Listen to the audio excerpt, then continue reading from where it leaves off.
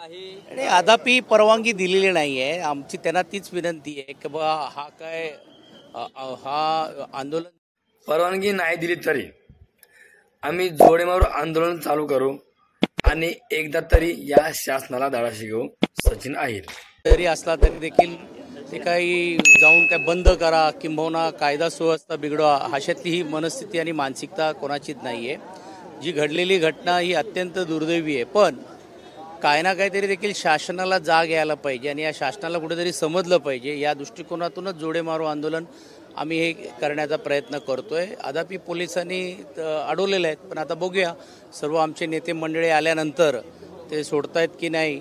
हुतात्म्यांना अभिवादन करून आम्ही तर चालणार आहोत आणि मग जाऊन आताच तेच त्यांनाच मी विचारलं की बा आता चर्चा ज्यावेळी करत होते त्यावेळी त्यांचं म्हणणं असं होतं की बा अजून वरिष्ठांबरोबर आमची चर्चा चाललेली आहे, पण सर्वांना इकडेच एकत्रित जमा व्हायला सांगितलं आणि मग वरिष्ठ त्यांचे अधिकारी जसे निर्देश देतील तसं आम्ही करू। पण आम्ही तर इकडनं चालत जाणार आणि छत्रपती शिवरायांच्या पुतळ्याला अभिवादन करत असताना ती प्रेरणा घेऊन जी घडलेली घटना आहे या लोकांनी जरी माफी मागितली असेल शासनाने तरी देखील या शासनाला धडा शिकवण्यासाठी आम्ही पूर्ण ताकदीने उतरू हा निर्धार आम्ही या निमित्ताने करणार आहोत। तुम्ही चालायची तयारी करताय, परंतु पुढे बॅरिकेड्स लावण्यात आले, त्यामुळे तुम्हाला म्हणूनच ते झालं रोखण्याचा आताच सुरुवात झाली आहे ना। रोखण्याचं तर काम सुरू झालेलं आहे।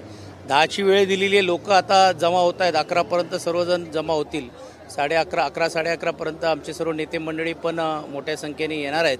अपेक्षा आहे की कायदा सुव्यवस्था न बिघडवण्यासाठी सर्वांनी सहकार्य करायला पाहिजे, जसं आम्ही आत्तापर्यंत सहकार्य करतोय। तुम्ही बघितलं असेल की बंदची हाक असेल, माननीय न्यायालयाने पण ज्यावेळी निर्देश दिले तर त्यावेळी त्याचा अवमान न करता सहनशीलतेने आणि शांतते मार्गाने राज्यभर आंदोलन करण्याचं काम केलेलं आहे। आजही प्रतिकारात्मक या शासनाला जाग आणण्यासाठी हा आंदोलन महाविकास आघाडीकडनं करण्यात